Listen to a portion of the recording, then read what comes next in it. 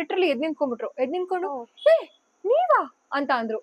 ನಾನು ಇದೇನಿದು ಶಿವಣ್ಣ ಎದ್ ನಿಂತ್ಕೊಂಡು ನವಾಜ್ ನೀವಾ ಅಂತ ಕೇಳ್ತಿದಾರೆ, ಇದೇಂಗೆ ಅಂತ. ಆಮೇಲೆ ಅಂದ್ರು ಶಿವಣ್ಣ ಒಂದು ತುಂಬಾ ಪ್ರಾಸಗಳು ನೋಡಿದ್ದಾರೆ. ನವಾಜ್ ಬಗ್ಗೆ ಹೇಳ್ಬೇಕು ಅಂತ ಅಂದ್ರೆ ಫಸ್ಟ್ ನೆನ್ಪಾಗದೇನೋ ಅಣ್ಣ ಅಲ್ವಾ?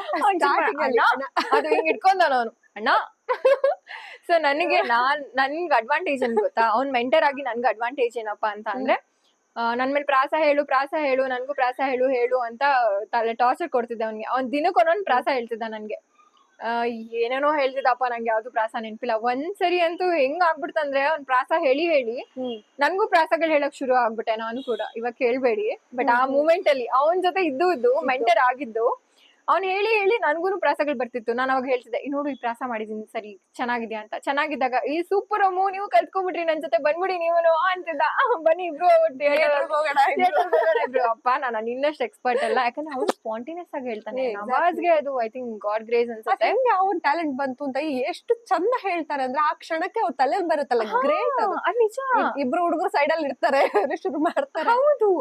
ಇನ್ನೊಂದು ವಿಷಯ ಹೇಳ ನಿಮ್ಗೆ, ನಮ್ದು ಭರ್ಜರಿ ಬ್ಯಾಚುಲರ್ಸ್ ಮಾಡೋವಾಗ ಭರ್ಜರಿ ಬ್ಯಾಚುಲರ್ಸ್ ಮತ್ತೆ ಡಿಕೆಡಿ ಎರಡನ್ನು ಮಹಾಸಂಗಮ ಮಾಡಿದ್ರು. ಭರ್ಜರಿ ಬ್ಯಾಚುಲರ್ಸ್, ಡಿಕೆಡಿ ಮಹಾಸಂಗಮ ಅಂತ. ನಿಮ್ಗೆ ಗೊತ್ತು ಡಿಕೆಡಿ ಜಡ್ಜಸ್ ಯಾರು? ನಮ್ಮ hat trick hero Shivanna, Rakshita ma'am and ಇವರು ವಿಜಯ ರಾಘವೇಂದ್ರ ಅವರು ಅಂಡ್ ಚಿನಿ ಮಾಸ್ಟರ್. ನಂದು ಮತ್ತೆ ನವಾಜು ಡ್ಯಾನ್ಸ್ ಇತ್ತು. ನಾವು ರವಿ ಸರ್ದು ಸಾಂಗ್ ಡ್ಯಾನ್ಸ್ ಮಾಡಿದ್ವಿ. ಡ್ಯಾನ್ಸ್ ಎಲ್ಲ ಮುಗಿತು. ಡ್ಯಾನ್ಸ್ ಎಲ್ಲ ಮುಗಿದ್ಮೇಲೆ ಅವನು ಪ್ರಾಸ ಹೇಳಕ್ ಶುರು ಮಾಡ್ದ ಶಿವಣ್ಣಗೆ. ಶಿವಣ್ಣ ಲಿಟ್ರಲಿ ಎದ್ ನಿಂತ್ಕೊಂಡು ಏ ನೀವಾ ಅಂತ ಅಂದ್ರು. ನಾನು ಇದೇನಿದು ಶಿವಣ್ಣ ಎದ್ ನಿಂತ್ಕೊಂಡು ನವಾಜ್ ನೀವಾ ಅಂತ ಕೇಳ್ತಿದಾರೆ, ಇದೇಂಗೆ ಅಂತ. ಆಮೇಲೆ ಅಂದ್ರು ಶಿವಣ್ಣ ಒಂದು ತುಂಬಾ ಪ್ರಾಸಗಳು ನೋಡಿದ್ದಾರೆ ರೀಲ್ಸ್ ಅಲ್ಲಿ ಅಥವಾ ಯೂಟ್ಯೂಬ್ ಅಲ್ಲಿ ಅನ್ಸುತ್ತೆ. ನೀವು ಸಖತ್ ಗುರು, ನೀವು ತುಂಬಾ ಚೆನ್ನಾಗ್ ಮಾಡ್ತೀರಾ ನೀವು ಅಂತ ಫುಲ್ ಶಿವಣ್ಣ ಎಷ್ಟು ಅಪ್ರಿಸಿಯೇಷನ್ ಕೊಟ್ರು ಅಂದ್ರೆ ನವಾಜ್ಗೆ. ಅವ್ನ್ ಲಿಟ್ರಲಿ ನಂಗೆ ಯಾವಾಗ್ಲೂ ಹೇಳ್ತಾನೆ ಇರ್ತಾನೆ, ಅಂದ್ರೆ ಒಂಥರ ಅಮ್ಮು ನಂಗೆ ಇಷ್ಟು ಖುಷಿ ಯಾವತ್ತೂ ಆಗಿರ್ಲಿಲ್ಲ, ಶಿವಣ್ಣ ಎದ್ ನಿಂತ್ಕೊಂಡ್ ಹಂಗಂದ್ರು. ಆಮೇಲೆ ಶಿವಣ್ಣ ಅವ್ರನ್ನ ಕರೆದು ಲಿಟ್ರಲಿ ಹಗ್ ಮಾಡಿ ಸಖತ್ತಾಗ್ ಮಾಡ್ತೀಯ, ನಂಗೆ ತುಂಬಾ ಇಷ್ಟ ನೀನು ಅಂತೆಲ್ಲ ಹೇಳ್ಬಿಟ್ರು. ಅವನ್ ತರನೇ ಮಿಮಿಕ್ ಕೂಡ ಮಾಡಿದ್ರು ಶಿವಣ್ಣ ಸ್ಪಾಟ್ ಅಲ್ಲಿ. ಸೊ ಅದು ನಂಗೆ ತುಂಬಾ ಖುಷಿ ಆಯ್ತು. ಆ ಟೈಮ್ ಅಲ್ಲಿ ಶಿವಣ್ಣ ಎದ್ ನಿಂತ್ಕೊಂಡು ಯಾರಿಗೂ ಅಂದ್ರೆ ಆಸ್ ಯೂಶುವಲ್ ಡ್ಯಾನ್ಸ್ ಎಲ್ಲ ಮಾಡೋವಾಗ ಎದ್ ನಿಂತ್ಕೊಂಡು ಕ್ಲಾಪ್ ಮಾಡೋದು ದಟ್ ಇಸ್ ಸೆಕೆಂಡ್ರಿ. ನೀನ್ ಸಕ್ಕತ್ತಾಗ್ ಮಾಡ್ತೀಯಾ ಅಂತ ಅವ್ರಿಗೆ ಸ್ಪಾಂಟೇನಿಯಸ್ ಆಗಿ ಎದ್ ನಿಂತ್ಕೊಂಡು ಹೇಳ್ತಾರ ಗೊತ್ತಾ. ನನಗೆ ಗೊತ್ತಿರ್ಲಿಲ್ಲ ನೀನೇನದು ಅನ್ನೋ ತರ. ಸೊ ಅದು ನಂಗೆ ತುಂಬಾ ಒಂಥರ ಮೈಯೆಲ್ಲ ರೋಮಾಂಚನ ಅನ್ನಿಸ್ತು. ಅಂಡ್ ಅವನ್ ಬಗ್ಗೆ ನಂಗೆ ತುಂಬಾ ಖುಷಿ ಆಯ್ತು, ಯಾಕಂದ್ರೆ ಅವನ್ಗೆ ಅದ್ರದೊಂದು ಬೇಕಾಗಿತ್ತು. ಅವನ್ಗೆ ವೇದಿಕೆ ಬೇಕಾಗಿತ್ತು. ಅಂಡ್ ಆ ಕ್ಷಣದಲ್ಲಿ ಶಿವಣ್ಣ ಎದ್ ನಿಂತ್ಕೊಂಡು ಒಂಥರನೇ. ಆಮೇಲೆ ಮಿಮಿಕ್ ಕೂಡ ಮಾಡಿದ್ರು ಯಾವ್ದೋ ಒಂದು ಶೋಲಿ ಅವರು, ಐ ಥಿಂಕ್ ಜಿ ಕುಟುಂಬ ಅವಾರ್ಡ್ಸ್ ಅಲ್ಲಿ ಅವನ ತರನೇ ನವಾಜ್ ಅಣ್ಣ ಅನ್ಕೊಂಡು. ಸೊ ಅದೆಲ್ಲ ನಂಗೆ ರೀಕಾಲ್ ಆಗುತ್ತೆ. ಅಂಡ್ ಓವರ್ ಆಲ್ ಭರ್ಜರಿ ಬ್ಯಾಚುಲರ್ಸ್ ಬಗ್ಗೆ ಹೇಳ್ಬೇಕಂದ್ರೆ, ಒಂದು ನವಾಜ್ ನಾನ್ ಮೆಂಟ್ರಿಂಗ್ ಮಾಡಿ ತುಂಬಾ ಫನ್ ಆಗಿತ್ತು. ಯಾಕಂದ್ರೆ ಶುರುವಲ್ಲಿ ಅವ್ನು ನನ್ ಮಾತೇ ಕೇಳ್ತಿರ್ಲಿಲ್ಲ, ಇದ್ ಮಾಡಲ್ಲ ನಾನು ಅದ್ ಮಾಡಲ್ಲ ಅಂತಿದ್ದ. ಸೊ ಆಮೇಲೆ ಹೋಗ್ತಾ ಅದೇ ಬ್ರದರ್ ಸಿಸ್ಟರ್ ಬಾಂಡಿಂಗ್ ಬಂತಲ್ವಾ, ಅವಾಗ ಬ್ರದರ್ ಸಿಸ್ಟರ್ ಬಾಂಡಿಂಗ್ ಪೇಜ್ ಅಲ್ಲೂ ನೋಡಿದ್ವಿ, ನಿಮ್ಮನ್ನ ಅಕ್ಕ ಅಂತಾನೆ ಅವರು ಕರ್ದ್ಬಿಟ್ಟು ವಿಡಿಯೋ ಎಲ್ಲ ಹಾಕಿದ್ರು. ಹೌದು ಬರ್ಡೇ ನನ್ ಬರ್ಡೇಗೆ.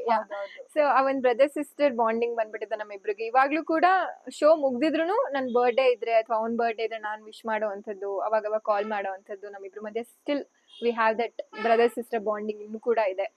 ಆಮೇಲೆ ನನ್ ಜೊತೆ ಇದ್ದಂತ ಕೋ ಸ್ಟಾರ್ಸ್ ಎಲ್ಲ ಲೈಕ್ ಚಂದನ, ರುದ್ರ ಮಾಸ್ಟರ್, ಮತ್ತೆ ರಶ್ಮಿ, ಅಂಡ್ ನನ್ನ ಬೆಸ್ಟ್ ಫ್ರೆಂಡ್ ಒಬ್ಳಿದಾಳಪ್ಪ ಭರ್ಜರಿ ಬ್ಯಾಚುಲರ್ಸ್ ಅಲ್ಲಿ, ಸಂಜನಾ ಚಿದಾನಂದ್.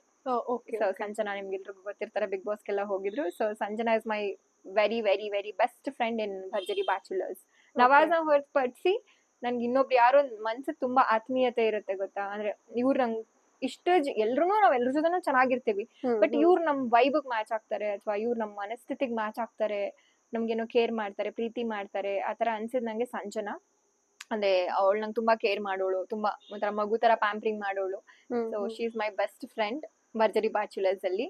ಇವಾಗ್ಲೂ ಕೂಡ ಅವ ಶೋಲು ಕೂಡ ಇವಾಗ್ಲೂ ಕೂಡ Sanjana one of my best friend. ಇನ್ನು Aishu, Yashu, like they are also good. ನಾವೆಲ್ಲರೂ ಒಂಥರ ತುಂಬಾ ಚೆನ್ನಾಗಿತ್ತು, ಫ್ಯಾಮಿಲಿ ತರ ತುಂಬಾ ಫನ್ ಮಾಡಿದ್ವಿ. ಅಂಡ್ ಮಲೇಷ್ಯಾಗೆಲ್ಲ ಹೋಗಿದ್ವಿ ಭರ್ಜರಿ ಬ್ಯಾಚುಲರ್ಸ್ ಕಡೆಯಿಂದ, ಅಲ್ಲೆಲ್ಲ ಟಾಸ್ಕ್ ಇತ್ತು, ನೆನ್ಸ್ಕೊಂಡ್ರೆ ತುಂಬಾ ಇದೆ.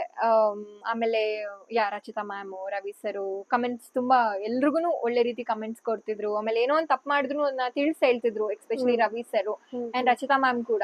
ರಚಿತಾ ಮ್ಯಾಮ್ ನೇರವಾಗಿ ಸರಿ ಇದೆ ಸರಿ ಇಲ್ಲ ಅಂತ ನಿಮ್ಗೆ ಗೊತ್ತು. ರಚಿತಾ ಮ್ಯಾಮ್ ನೇರವಾಗಿ ಏನೇ ಸ್ಟ್ರೇಟ್ ಆಗಿ ಹೇಳ್ತಾರೆ. ಅಂದ್ರೆ ನನ್ಗೆ ರಚಿತಾ ಮ್ಯಾಮ್ ಅಲ್ಲಿ ತುಂಬಾ ಇಷ್ಟ ಆಗಿದೆ ಏನಂದ್ರೆ, ಒಂದು ಅವ್ರು ನಂಗೆ first of all favourite Rachita ma'am. Hmm. And ಇನ್ನೊಂದು ರಿಯಾಲಿಟಿ ಶೋ ಅಂತ ಬಂದಾಗ ಕೆಲವೊಂದೆಲ್ಲ ಹಿಂಗೆ ಹಿಂಗೆ ಇರುತ್ತೆ ಅನ್ನೋದು ಎಲ್ರಿಗೂ ಗೊತ್ತು.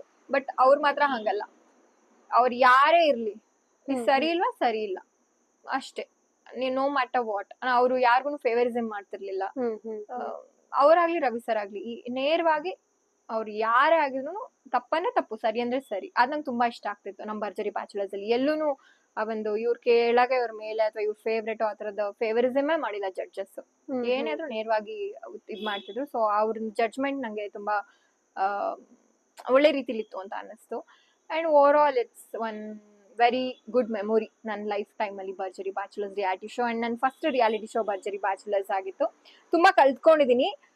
ಬಟ್ ಕೆಲವೊಂದು ಬೇಜಾರ್ ವಿಚಾರಗಳು ಇದೆ. ಬೇಜಾರ್ ವಿಚಾರಗಳೇನಂದ್ರೆ ಏನಂತಾರೆ, ಎಲ್ಲೋ ಒಂದ್ ಕಡೆಗೆ ನಾನು ಪಟಪಟ ಬೇಸಿಕಲಿ ಪಟಪಟ ಅಂತ ಮಾತಾಡ್ತೀನಿ. ಬಟ್ ಅಲ್ಲಿ ಹೆಂಗಿರ್ತಿತ್ತಂದ್ರೆ, ಒಂದು ನಾನ್ ಮೆಂಟ್ರಿಂಗ್ ಮಾಡ್ತಿದ್ದಂತಹ ನವಾಜ್ ಬಂದು ತುಂಬಾ ಪ್ರಾಸ ಎಲ್ಲ ಮಾತು ಒಂದ್ ಮಾತು ಹೋಗ್ತಿತ್ತು.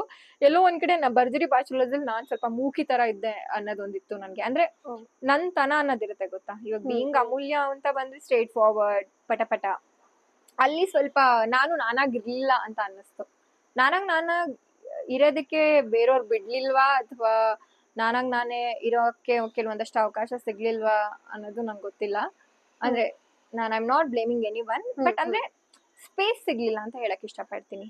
ಆ ಜಾಗದಲ್ಲಿ ನಾನಾಗಿರಕ್ ಆಗಿರ್ಲಿಲ್ಲ. ಸೊ ಅದ್ ಸ್ವಲ್ಪ ಬೇಜಾರಿದೆ. ಅದು ಹೊರತುಪಡಿಸಿ over all good reality show.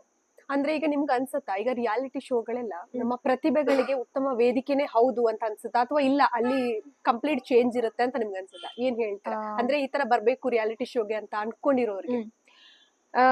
ಅದೇ ಹೇಳಂಗೆ, ಇಲ್ಲಿ ಏನಾಗ್ಬಿಡುತ್ತೆ, ಕೆಲವು ರಿಯಾಲಿಟಿ ಶೋಲಿ ಇಲ್ಲಿ ಹೊರಗೆ ಆಕ್ಟಿವ್ ಆಗಿದ್ದಂತಹ ವ್ಯಕ್ತಿಗಳು ಒಳಗ್ ಹೋದಾಗ ಮೂಕರಾಗೋ ಸಾಧ್ಯತೆ ಇರುತ್ತೆ. ಬಿಕಾಸ್ ಆಫ್ ಸಮ್ ಪರ್ಸನ್ಸ್ ಅಥವಾ ಸಿಚುವೇಶನ್ಸ್ ಆಗಿರ್ಬೋದು. ಇನ್ ಕೆಲವು ವ್ಯಕ್ತಿಗಳು ಹೊರಗಡೆ ಮಾತೇ ಆಡಕ್ ಬರಲ್ಲ ಅಂತ ಅನ್ನೋ ವ್ಯಕ್ತಿಗಳು ರಿಯಾಲಿಟಿ ಶೋಗ್ ಹೋದಾಗ ಚೇಂಜ್ ಆಗೋ ತರ ಮನಸ್ಥಿತಿ ಅಲ್ಲಿ ಆ ಸಿಚುವೇಶನ್ ಅಥವಾ ಅಲ್ಲಿರೋ ವ್ಯಕ್ತಿಗಳಿಂದ ಚೇಂಜಸ್ ಆಗ್ಬೋದು. ಸೊ ಹಂಗಾಗಿ ಒಂದ್ ರಿಯಾಲಿಟಿ ಶೋ ಇಂದ ಯಾರನ್ನೂ ಜಡ್ಜ್ ಮಾಡಕ್ ಆಗಲ್ಲ ಅನ್ನೋದು ನನ್ನ ಅನಿಸಿಕೆ. ಈಗ ನಾನೇ ಭರ್ಜರಿ ಬ್ಯಾಚುಲರ್ಸ್ ಅಲ್ಲಿ ಎಲ್ರು ನನ್ಗೆ ಅಮೂಲ್ಯ ನೀನ್ ಅಲ್ವಲ್ಲ, ನೀನ್ ಒಳ್ಳೆ ಹಿಂಗೆ ಸುಮ್ನೆ ಇರ್ತಿದ್ದೆ, ಹೋಗ್ತಿದ್ದೆ ಬರ್ತಿದ್ದೆ, ನಿಂದಲ್ಲಿ ಏನು ನಿನ್ ತನಾನೇ ಕಾಣಿಸಿಲ್ವಲ್ಲ ಅಂತ ನನ್ಗೆ ಪರ್ಸನಲ್ ಆಗಿ ನನ್ನ ಫ್ಯಾಮಿಲಿ ಫ್ರೆಂಡ್ಸ್ ಗೊತ್ತಿರುತ್ತಲ್ಲ ನಾನ್ ಯಾವ ತರ ಅಂತ, ಅವರೆಲ್ಲ ಕ್ವೆಶನ್ ಮಾಡಿರೋದುಂಟು ನನ್ಗೆ. ಅಥವಾ ನನ್ನ ಫ್ಯಾನ್ಸ್ ಯಾಕೆ ನೀವು ಸೈಲೆಂಟ್ ಆಗಿದ್ರಿ ಅಂತ. ಹಂಗಾಗಿ ಸೊ ಇದು ನನ್ನ ಅನುಭವ ಆಗಿರೋದ್ರಿಂದ ಹೇಳ್ತಾ ಇರೋದು. ಸೊ ರಿಯಾಲಿಟಿ ಶೋ ಇಂದ you can't judge a person. Okay ಇವ್ರ ಕ್ಯಾರೆಕ್ಟರ್ ಹಿಂಗೇನೆ ಅಥವಾ ಇವ್ರು ಒಳ್ಳೆಯವರು ಇವ್ರು ಕೆಟ್ಟವ್ರು ಅಂತ ನೀವು ಜಡ್ಜೇ ಮಾಡಕ್ ಆಗಲ್ಲ. ಯಾಕಂದ್ರೆ ಆ ವೇದಿಕೆಗೆ ಹೋದಾಗ ಏನ್ ಬೇಕಾದ್ರೂ ಆಗ್ಬೋದು. ಪಟಪಟ ಅಂತ ಮಾತಾಡೋರು ಸೈಲೆಂಟ್ ಆಗ್ಬೋದು, ಸೈಲೆಂಟ್ ಆಗಿದ್ದವ್ರು ಪಟಪಟ ಅಂತ ಮಾತಾಡ್ಬೋದು. ಸೊ ಆ ಸಿಚುವೇಶನ್ ಅಲ್ಲಿರೋ ಕೆಲವೊಂದು ಆಗುವಂತಹ ರೀತಿ ನೀತಿಗಳು ಚೇಂಜಸ್ ಆಗುತ್ತೆ. ಸೊ ರಿಯಾಲಿಟಿ ಶೋ ಇಂದ ಯಾರನ್ನು ಜಡ್ಜ್ ಮಾಡಬೇಡಿ, ಇದು ನನ್ನ ಕಡೆಯಿಂದ ಒಂದ್ ಸಜೆಷನ್. ಅಂಡ್ ಹೋಗ್ಬೇಕು ಅಂತ ಅನ್ಕೊಂಡಿರೋರು ಅಂದ್ರೆ ರ್ಯಾಂಡಮ್ ಆಗಿ ಹೋಗಿ, ಆದಷ್ಟು ನಿಮ್ ತನನ ಉಳಿಸ್ಕೊಳ್ಳೋ ರೀತಿ ಹೋಗಿ. ಇಲ್ಲ ಅಂದ್ರೆ ಅಲ್ಲಿ ಹೋದಾಗ ನಿಮ್ ತನ ಹೋದಾಗ ಅದು ಬೇರೆಯವ್ರಿಗೆಲ್ಲ ಏನ್ ಇವಳು ನಾಟಕ ಮಾಡ್ತೀಯಲ್ಲ ಅಥವಾ ನಾಟಕ ಮಾಡ್ತೀಯನ ಅಂತ ಅನ್ಸ್ಬಿಡತ್ತೆ. ಆದಷ್ಟು ನಿಮ್ ತನನ ಅಲ್ಲಿ ಎತ್ತಿ ತೋರ್ಸಿ ಅಂತ ಹೇಳಕ್ ಇಷ್ಟಪಡ್ತೀನಿ. ಇದು ನನ್ನ ಪರ್ಸನಲ್ ಅನುಭವ. ನೈಸ್, ಒಳ್ಳೆ ಟಿಪ್ಸ್ ಕೊಟ್ರಿ.